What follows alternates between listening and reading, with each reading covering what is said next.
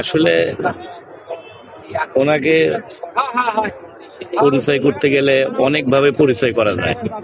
উনি একজন গৃহিণী, উনি একজন মা, উনি একজন রাষ্ট্র ক্ষমতায় অনেক সুনামের সাথে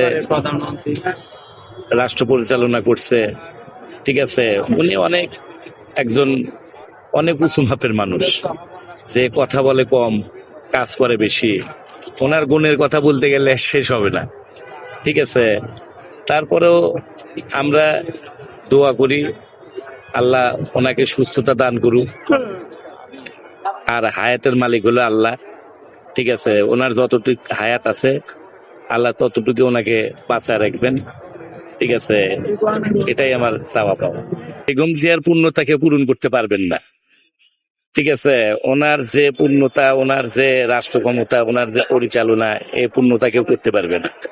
হয়তোবা দল চালাইতে পারবে, ওনার ছেলে আছে তারেক রহমান, তারপরে ওনার বড় ছেলের বউ আছে ডাক্তার জুবেদা রহমান, ওনার নাতিন আছে জাইমা রহমান। ঠিক আছে, কেউ আমাদের শহীদ প্রেসিডেন্ট জিয়াউর রহমান যখন মারা যায়, তারপরে আমরা মনে করছিলাম কি যে বিএনপির হাল কেউ ধরতে পারবে না, তারপরে বেগম জিয়া হালটা ধরছিল।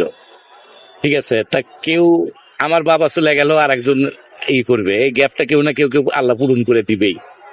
ঠিক আছে, এটাই।